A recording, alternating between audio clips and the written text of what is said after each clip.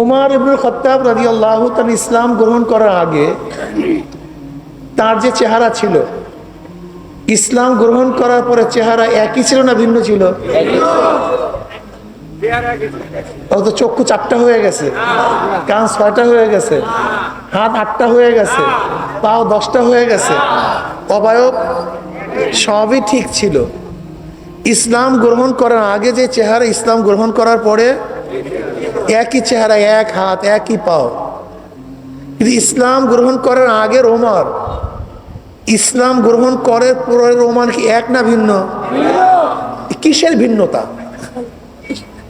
চেহারার তো ভিন্নতা হয় নাই, চোখের ভিন্নতা হয় নাই, হাতের ভিন্নতা হয় নাই, চোখ হাত কান তো পরিবর্তন হয় নাই। অথচ আমরা সবাই বিশ্বাস করি ইসলাম গ্রহণ করার আগের ওমর, ইসলাম গ্রহণ করার পরের ওমর এক না। সে অর্থের পরিবর্তন হয়নি, শিক্ষার পরিবর্তন হয়নি, ক্ষমতার পরিবর্তন হয়নি। ওমরের মধ্যে কি পরিবর্তন আসছে? কলবের। জোরে জোরে বলেন। এই কথা আপনারা বিশ্বাস করেন কি করেন না? ওমরের কলবের পরিবর্তন চলে আসছে। বেলালে হাবশি ইসলাম গ্রহণ করার আগে যে গোলাম, ইসলাম গ্রহণ করার পরই একই। হযরত আবু বকর রাদিয়াল্লাহু তাআলা নিজের অর্থ দিয়ে তাকে আজাদ করছেন। যেই কালো লোক সেই কালো লোক, যেই হাবশা সেই হাবশার লোক। কিন্তু বেলালে হাবশি ইসলাম গ্রহণ করার আগে যে বেলাল ছিলেন, ইসলাম গ্রহণ করার পরে বেলালের মধ্যে পরিবর্তন আসছে কি আসে নাই? বেলাল কেমন দামি হয়ে গেছে! বেলাল হাটে জমিনের মধ্যে, পায়ের আওয়াজ আরশের মধ্যে। বেলাল আজান দেয় জমিনের মধ্যে, 7 তবক আসমান ভেদ করে আজানের শব্দ চলে যায় আরশের মধ্যে। অর্ধজাহানের বাদশা ওমর ইবনে খাত্তাব রাদিয়াল্লাহু তাআলা আনহু যখন বেলালে হাবশি রাদিয়াল্লাহু সম্বোধন করতেন, কি বলতেন? সাইয়্যিদুনা বেলাল, আমাদের নেতা, আমাদের সর্দার বেলাল। বেলালের তো চেহারার পরিবর্তন হয় নাই। বেলালের কি পরিবর্তন হয়েছে বলেন? সবাই বলেন মাশাআল্লাহ।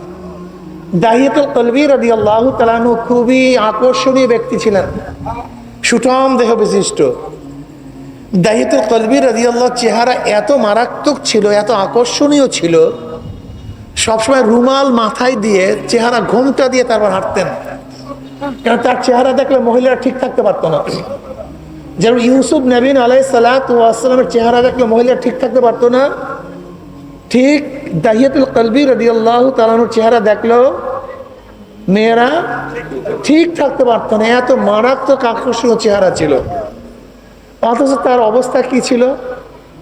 নিজের হাতে নিজের ঔরাস জাত 70টা মেয়েকে জাতা কবর দিস।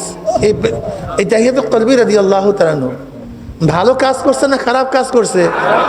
চরম খারাপ। এর চেয়ে খারাপ কাজ দুনিয়াতে হতে পারে না। কিন্তু ইসলাম গ্রহণ করার পরে দাহিয়াতুল কলবি রাদিয়াল্লাহু অবস্থাটা কি হয়েছে? অধিকাংশ সময় জিবরাইল আলাইহিস সালাতু ওয়াস সালাম দুনিয়াতে তার চেহারা ধরে আসতেন, তার সূরাতে আসতেন। আচ্ছা বলেন তো, দাহিয়াতুল কলবি চেহারা পরিবর্তন হয়েছে না কি পরিবর্তন হয়েছে? মাশাআল্লাহ মাশাআল্লাহ, এই তো ভালো কথা। নবী আলাইহিস সালাতু কি বললেন? ইন্না ফিল জাসাদি মুদগা, ইন্না ফিল জাসাদি মুদগা ইযা সালাহাত সালাহাল জাসাদু কুল্লু ওয়া ইযা ফাসাদাত ফাসাদাল জাসাদু কুল্লু আলা ওয়া হিয়াল কলব। বুখারীর মধ্যে রাওয়ায়াত আছে, প্রত্যেকটা মানুষের শরীরের মধ্যে একটা গোশতের টুকরা আছে। ওই গোশতের টুকরা যদি ভালো হয়ে যায়, গোটা মানুষটাই ভালো হয়ে যায়। বিশ্বাস হয় না?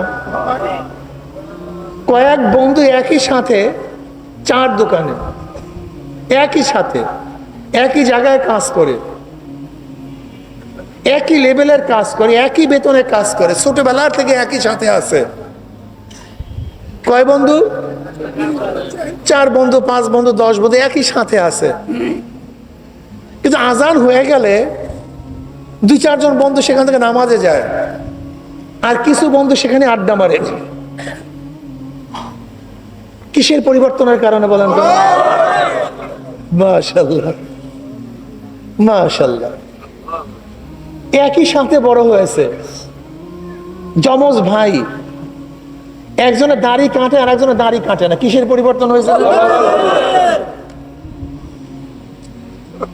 একজনের 7 সন্তান, কয়েক সন্তান নামাজ পড়ে, কিছু সন্তান নামাজ পড়ে না, একই বাবা একই মা। যে নামাজ পড়ে সে কেন পড়ে, যে নামাজ পড়ে না সে কেন পড়ে না? চিন্তা করছেন? একদিনও চিন্তা করিনি। সমস্যা এই, বাবা এখনো দাড়ি রাখতে পারে নাই, কিন্তু ছেলে হাজারো টাকা দিলে, কোটি টাকা দিলে দাড়ি কাটে না। এরকম নাই ঘরের মধ্যে? এখানেও নাই। কিসের পরিবর্তন হয়েছে? মাশাআল্লাহ। রিক্সাওয়ালা, ঠেলাওয়ালা, গরিব মানুষ,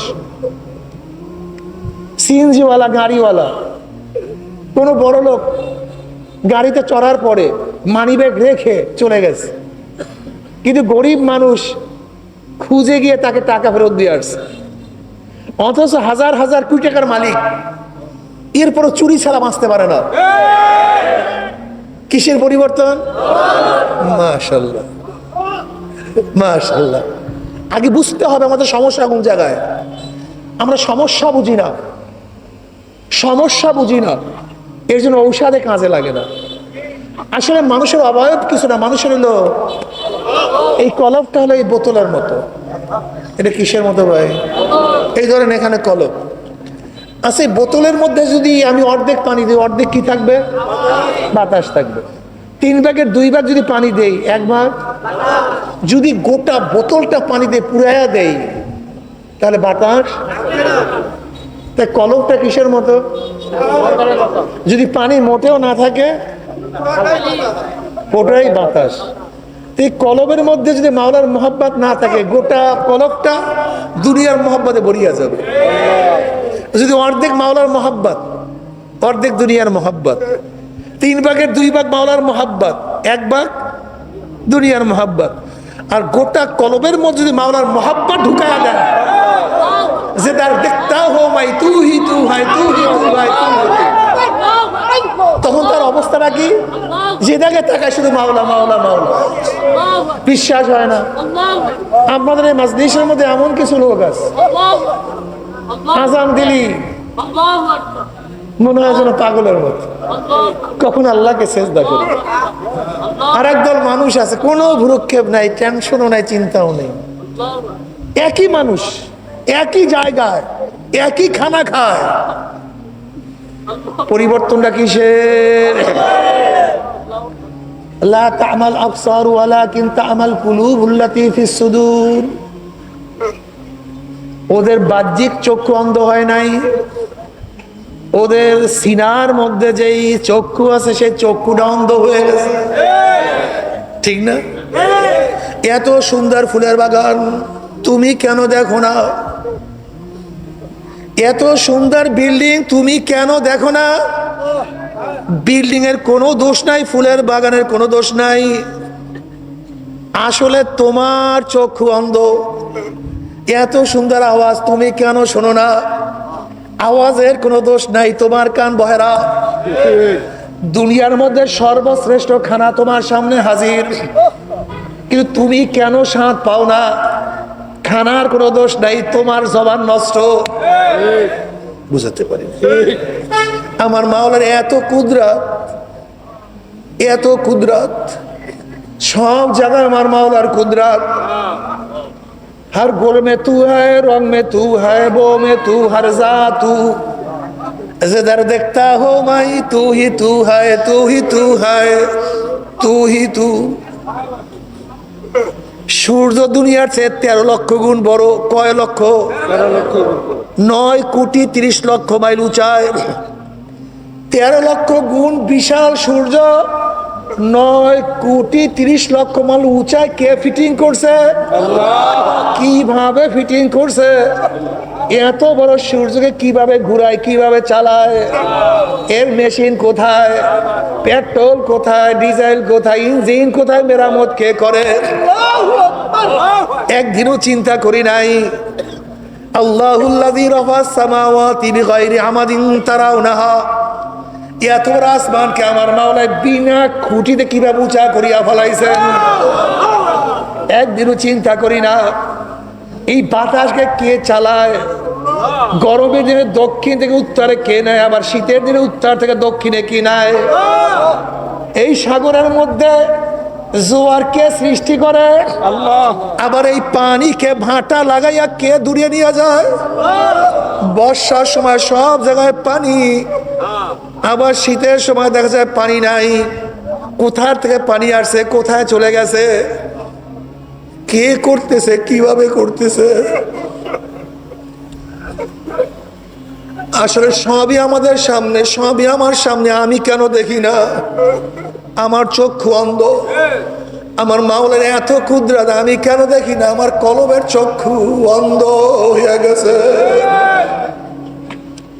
এ আমার যুবক বাবারা, মুরব্বী বাবারা, পর্দালা মা বোনেরা, এ জ্ঞানী বাবারা, এ আমার পর্দালা জ্ঞানী মা বোনেরা, এই শরীর একদিন পচিয়া যাবে, গলিয়া যাবে। সুম্মা রাদাদনাহু আসফালা সাফিলিন, গন্ধ, নষ্ট।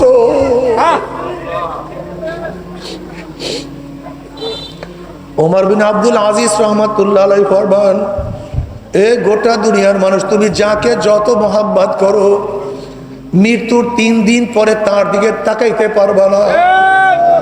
তোমার স্ত্রীর চেহারা পরিবর্তন হয়ে যাবে, স্বামীর শরীর ফুলিয়া যাবে, বাবার শরীর থেকে ফুলিয়া ফুলিয়া ফাটিয়া পুষ পড়তে থাকবে,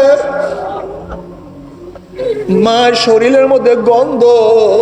সুম্মা রাদাদনাহু আসফালা সাফিলিন, যেই শরীর পচিয়া যাবে, ক্ষয় হয়ে যাবে, লয় হয়ে যাবে, সেই শরীরের জন্য কত ত্যাগ করছো, কত সাধনা করছো, কিন্তু যেই রুহুর কোনো ক্ষয় নাই, লয় নাই, ধ্বংস নাই, সেই রুহুর কোনো ধ্বংস নাই, সেই রুহুর কোনো টেনশন চিন্তাও তোমার মধ্যে নাই। আসলে তোমার চেয়ে আমার চেয়ে বড় পড়া কপাল আর কম ভক্ত আর কেউ হইতে পারে না। রুহুর চিন্তা করো, রুহুর খেয়াল করো, রুহুকে সুস্থ করো, কলবটাকে পরিবর্তন করো। যদি কলবকে পরিবর্তন করিয়া কবরে যাইতেই পারো, কবরটা জান্নাতের বাগিচা হয়ে যাবে।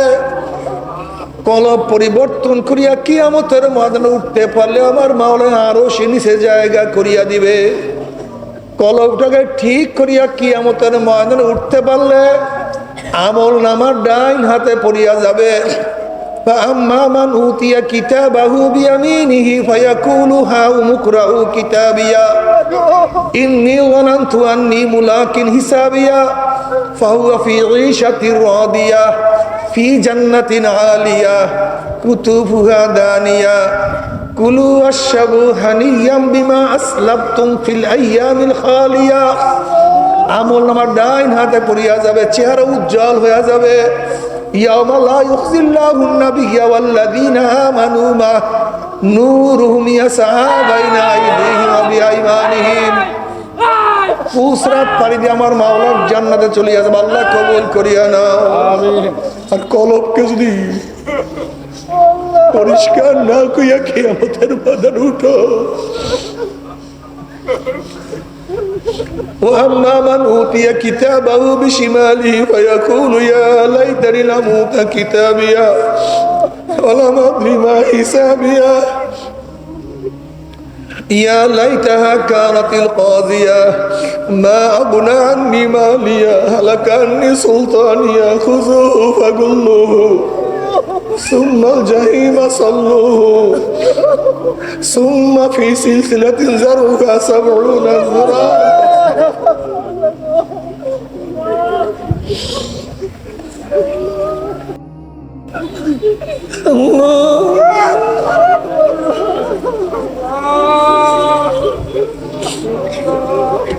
ও যুবক বাবারা, ও গরিব বাবারা, ও ধনী বাবারা,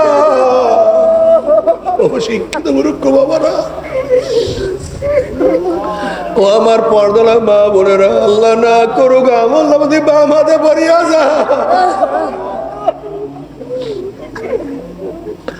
আল্লাহ বাগলো খুজু ফাগুল্লু হয়ে ফেরেশতার না ফরমানকে ধর, ওই নাফরমানকে বান্ধিয়া ফেলা। এই অর্ডার দেওয়ার সাথে সাথে, হুকুম দেওয়ার সাথে সাথে একদল ফেরেশতারা 70 গজ লম্বা লম্বা আগুনের শিকল দিয়া নাফরমানকে বান্ধিয়া ফেলাইবে। যেরকম কুকুরের পার মধ্যে শিকল লাগাইয়া রশি লাগাইয়া টানতে টানতে কুয়ার মধ্যে ফেলাইয়া দেয়, ঠিক নাফরমানের হাত পার মধ্যে জাহান্নামের শিকল লাগাইয়া।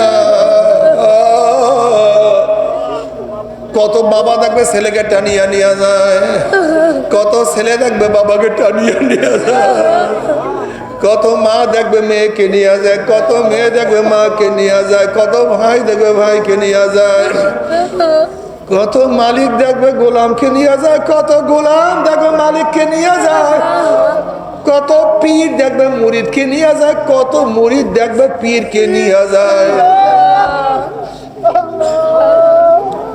নাফরমানকে টানা শুরু করবে। নাফরমান না যাওয়ার জন্য কিছু ধরার চেষ্টা করবে, কিন্তু যা কিছু ধরবে সব সিরিয়া যাইবে, সব এইভাবে টানতে টানতে জাহান্নাম। বাবারে, বাবারা, কোরআন কোনদিন মিথ্যা না, হাদিস কোনদিন মিথ্যা হইতে পারে না, আল্লাহ নবী কোনদিন মিথ্যা বলতে পারে না। কোটি কোটি আল্লাহ ওয়ালা আল্লাহর ওলিরা কোনদিন মিথ্যা কথা বলতে পারে না। বাবা ফেরো রে, বাবা ফেরো, তওবা না করিয়া কেউ মাওলার কবরে যাইও না। আল্লাহ আল্লাহ আমাদের সবাইকে তওবা করার তৌফিক দিয়া দেন। তবে মুমিন মুসলমান বলতে সবাই মনে চায় গুনার থেকে ফিরিয়া নেক আমল করিয়া মাওলার জান্নাত কিন্তু সবাইরই যাইতে মনে চায়। গুনাহ নিয়া মাওলার জাহান্নামে কাউরি কিন্তু যাইতে মনে চায় না। কিন্তু কেনই বা আমরা নেক আমল করতে পারি না, কেনই বা গুনার কাম ছাড়তে পারি না? এর মূল কারণ হলো আপনার এবং আমার পিছনে নফস এবং শয়তান লাগিয়া রয়েছে। এই নফস এবং শয়তান থেকে ফেরার জন্য যে কোনো একজন হক্কানি আল্লাহর ওলির হাতে হাত দিতে হবে রে বাবা। খবরদার, বর্তমান জমানায় পীর মুরিদের নামে ভেজাল, ব্যবসা, দলাদলি, হিংসা, হাসাদে পরিণত হয়ে গেছে। সমস্ত আল্লাহর ওলির একমত, যেই পীরের 5 জন মুরিদের মধ্যে কমপক্ষে 3 জনকে দেখবা আলহামদুলিল্লাহ সুন্নাত মাফিক আমল আকলাক মজবুত হয়ে যাইতে আছে, গুনার কাম ছাড়তে আছে, নেকের আমল ধরতে আছে, কলম নরম হইয়া চোখে পানি আসতে আছে। বৃক্ষতর নাম কি, ফলে পরিচয়? আমি চরমনায় বুঝি না, চরমনার দাওয়াত প্রশংসা প্রচার প্রসার করার জন্য আসি নাই রে বাবা। চরমনায় যাওয়ার তোমার কোনো দরকার নাই, কোনো দরকার নাই, কোনো দরকার নাই। তুমি যার কাছে গিয়া পারো গুনার কাম ছাড়ো, নেকের আমল ধরো, কলব নরম করিয়া চোখে পানি নিয়া মাওলার কবরে যাইও। যেরকম দুনিয়ার ঘরে আগুন লাগলে পানি ছাড়া নিবানো যায় না, ঠিক তদ্রুপ তোমার এবং আমার গুনার দ্বারা যে জাহান্নামের আগুন জ্বলিয়া রয়েছে, চোখের পানি ও ছাড়া জাহান্নামের আগুন নিবানো সম্ভব না। কাজীব আমার জন্য দোয়া আছে, আমিও দোয়া করি। সবাই সবার জন্য প্রাণ খুলিয়া দোয়া করো, যেন কিয়ামতের ময়দানে গলাগুলি বাঁধিয়া বলে একসাথে জান্নাতে যাওয়ার তৌফিক দিয়া দেয়। আল্লাহুম্মা আমিন, আল্লাহুম্মা আমিন। ও আমার মা বোনেরা, 2 হাত তুলিয়া মাওলার দরবারে কান্দো। আল্লাহ আল্লাহ গুনাহ খাতা মাফ করিয়া দেন, আল্লাহ গুনাহ খাতা ক্ষমা করিয়া দেন। গুনার বোঝা মাথায় নিয়ে বহুত আশা করে আপনার দুয়ারে হাজির হয়ে গেছি। লাঠি দিও না, ভাগাইয়া দিও না, সরাইয়া দিও না।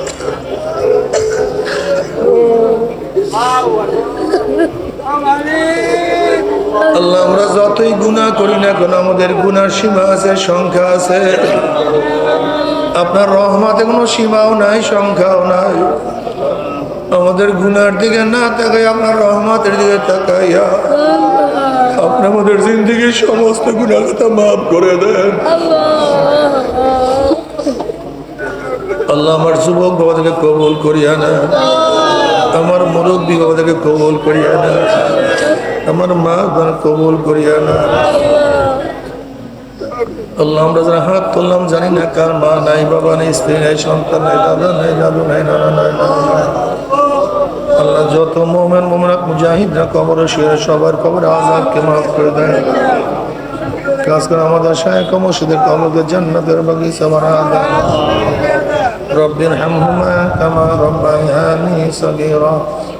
وصلى الله تعالى على خير خلقه محمد وآله وأصحابه وأزواجه وأتباعه أجمعين وارحمنا معهم برحمتك يا أرحم الراحمين.